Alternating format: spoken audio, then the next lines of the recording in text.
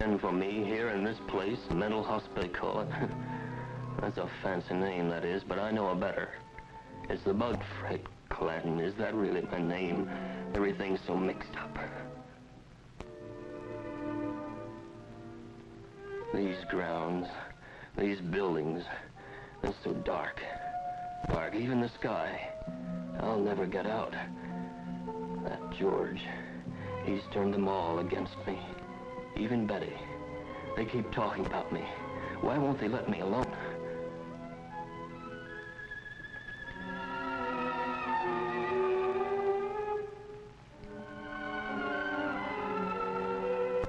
Oh, my God.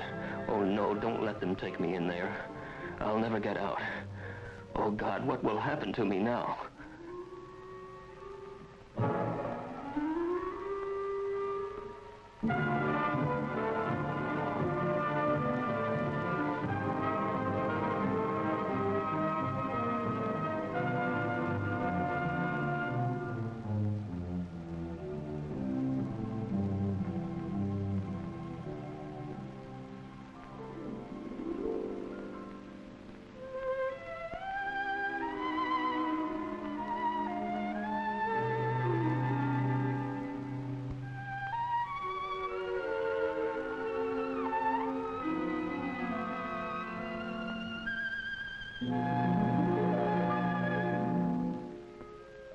What will happen to Fred now?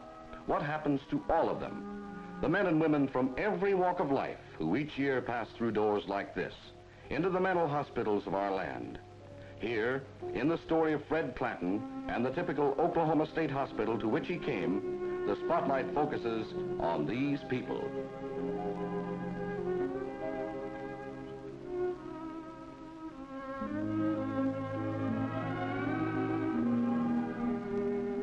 Many patients are old, and often theirs is a tragedy of hospitals such as this. The tragedy of fathers and mothers too old to work, rejected by their own children, classed as senile and committed to mental hospitals because there's nowhere else for them to go. Yet, given proper care, they can still adjust, make new friends to ease the passing of years.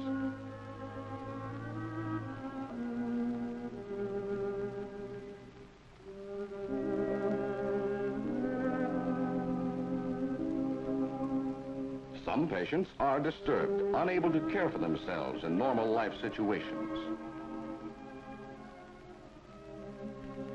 Others are physically as well as mentally ill.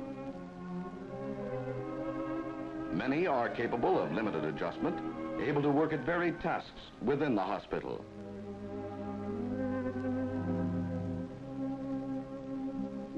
There's the veteran returned from years of service overseas.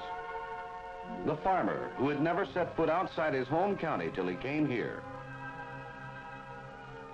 Deterioration, chronic conditions limit hope for some. Others may go home tomorrow.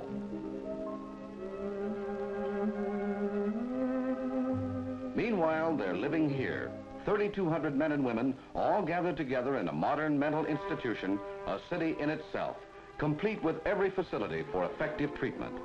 Though shortages in hospital personnel do exist, patients are secure and comfortable, and most of them are happy. For while mere custodial care can never be enough, a favorable environment and human comforts are essential in any therapeutic system.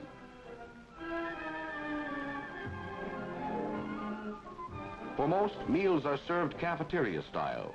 Food is plentiful and good, an investment in patient health. Just baking the bread for 3,000 people is a man-sized job. Above all, though, these kitchen chores offer patients work, the therapy of busy hands. The laundry, more chances for patients to focus on specific realities outside themselves. First step along the road that leads to recovery and release. The patients tell you the power plant smokestack is 525 feet tall. They seem to take a personal pride in it, maybe because power is so important here. The sick must have heat and light, there's water to be pumped, and food cooked, and laundry washed.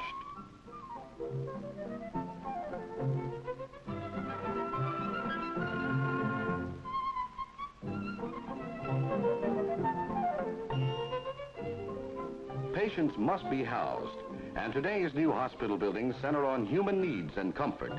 Whether they provide living quarters or treatment facilities, whether they're for convalescents, older people, the tubercular, veterans, or occupational therapy, these modern structures are part of a long-range integrated plan to improve conditions for all who live within these grounds.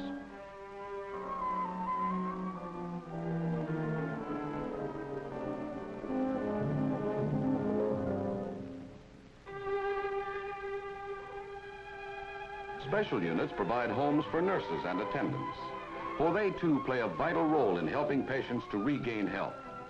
In addition to the regular staff, student nurses come here to learn to recognize and care for the mentally ill.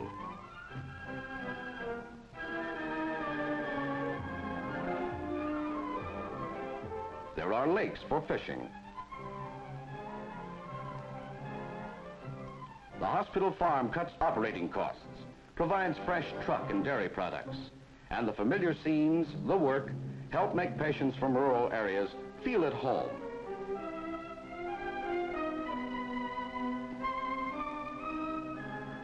They come from all sorts of homes, these patients, all kinds of backgrounds. But somewhere along the line, life became too much for them. Some apply for voluntary admission to the hospital, one of the 3 procedures by which residents may enter a state mental institution in Oklahoma. Many former patients return of their own free will when new troubles assail them. All applicants for voluntary admission are held a minimum of 15 days for examination before they may be released.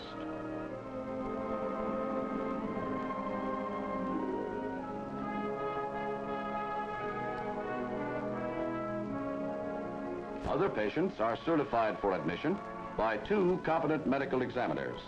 This is the second method by which patients enter the hospital under the terms of Oklahoma's mental health law.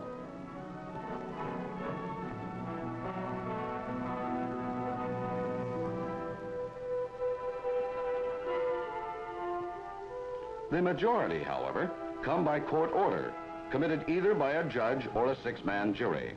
This was the case with Fred Clanton. Fred Clanton? Oh, yes. How are you, Fred? Well, I'd be all right if they just left me alone. Well, why don't you tell me about it? You can't fool me. I know you're in with them, too. Fred, I'm going to send you to the hospital. And if you will cooperate with those doctors, I think they'll be able to do you some good. The admitting clerk records Fred's case history as soon as he enters the hospital, takes care of valuables until he is sufficiently improved to be trusted with them.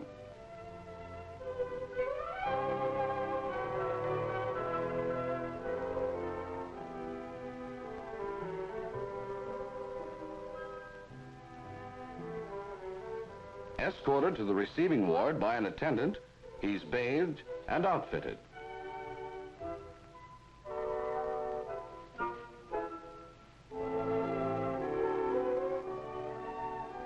He gets a blood test, part of the medical examination given each patient on admission. There's a chest x-ray also, and a spinal fluid test.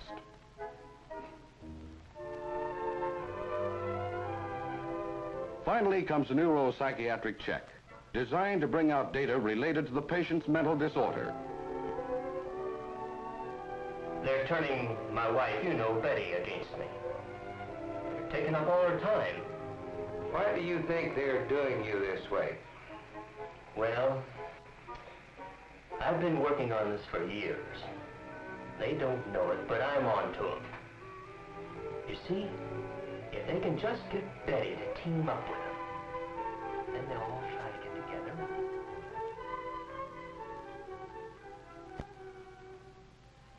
A clinical psychologist gives Fred a variety of specialized tests in order to make possible a more accurate evaluation of his total personality.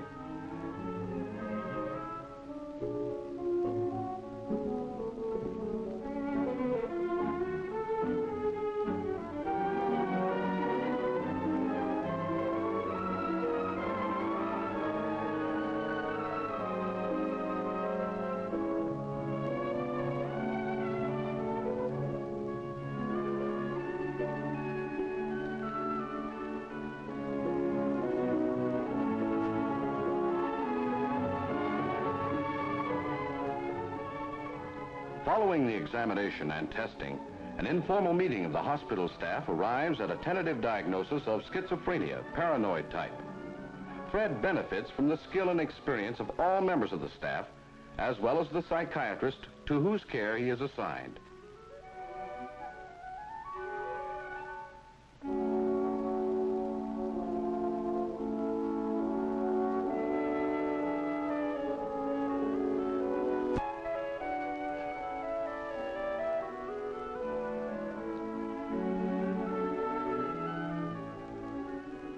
Diagnosis and staff approval completed, the patient is transferred.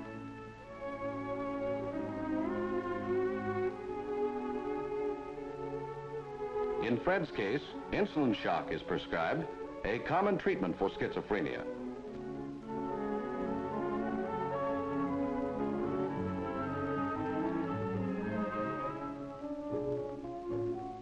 Electroshock therapy may be recommended for other disorders.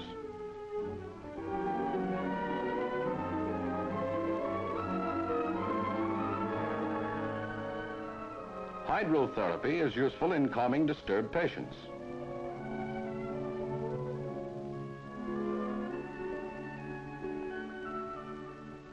So are sedative packs.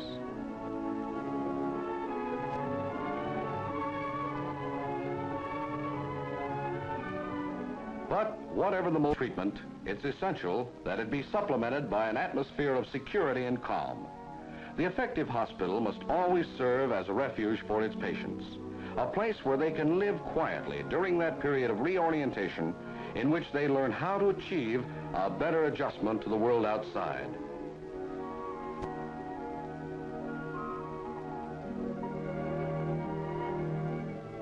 The degree of adjustment, the level of orientation, varies sharply from patient to patient. Some show a contact with reality, dark shadows across disordered minds. In other wards are light and life, a return from private worlds to the here and now.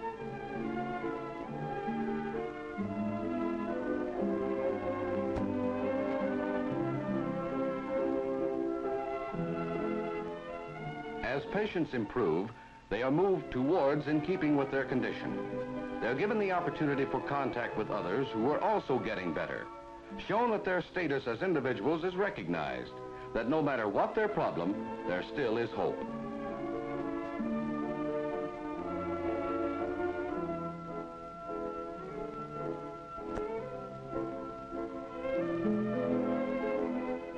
In Fred's case, insulin therapy brought relatively quick improvement. Close linked with it, helping further, was personal follow-up attention by the psychiatrist directing his treatment and care.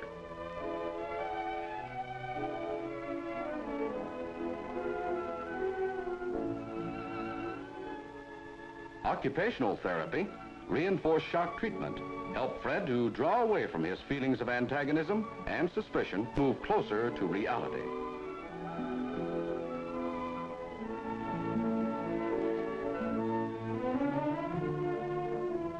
Boredom is always an enemy of the mentally ill. Now improving, Fred begins to take increasing interest in the wide variety of recreational facilities. Patients enjoy movies just as much as anyone. And a hot game of dominoes or pool or ping pong is always fun.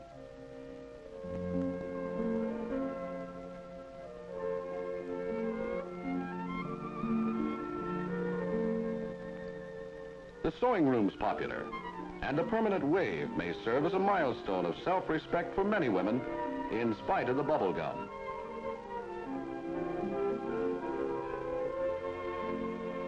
Books mean so much to so many.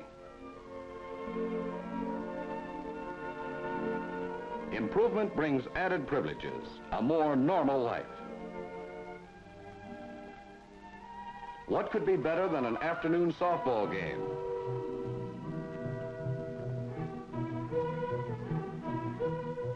Friday dances give Fred a chance for contact with women on a social plane, help to spark his dormant pride.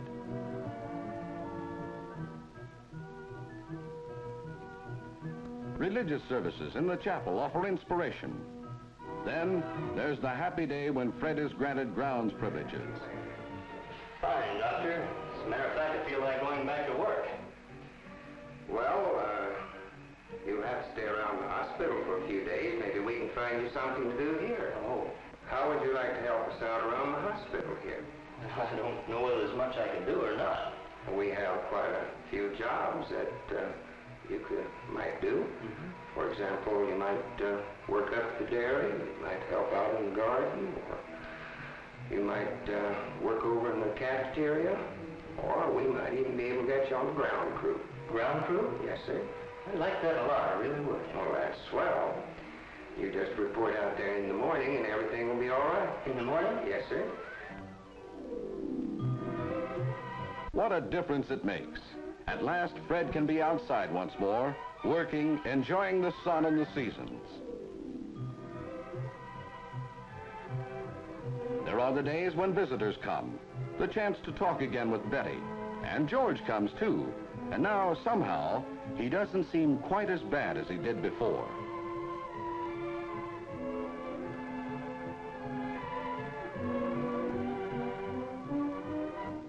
It's not too long till the psychiatrist decides that Fred can try it for a while at home. He talks with Betty and with George, helps them to understand that they too have vital roles to play in aiding Fred to adjust successfully to the world outside.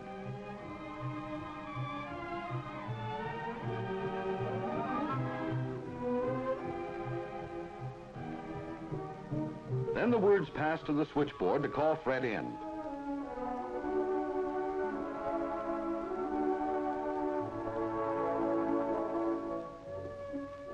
How well he looks.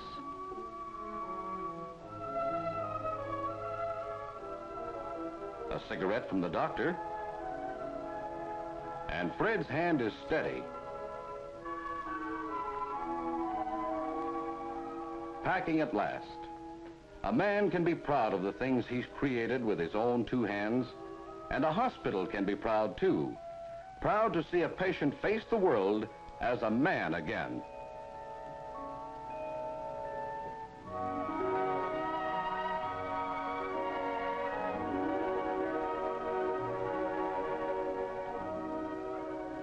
So this is it. Today I'm going home. 6 months it's taken. If I'd come here sooner, I might have been out in 3. But all I could think about was fear. The way everyone was all against me. How much I hated George. How wrong I was. Or no, not wrong. Sick. And now that I'm well again, I can't help feeling just a little sad. The way you always do when you leave a place where you've lived, learned, and grown. But I am well, and I know it. I'm able to face the world again. My own hometown. I suppose there'll be some folks who'll stare and talk and sneer. But no matter what they say or do, one thing I know. These people here, this place and time, have given my life back to me.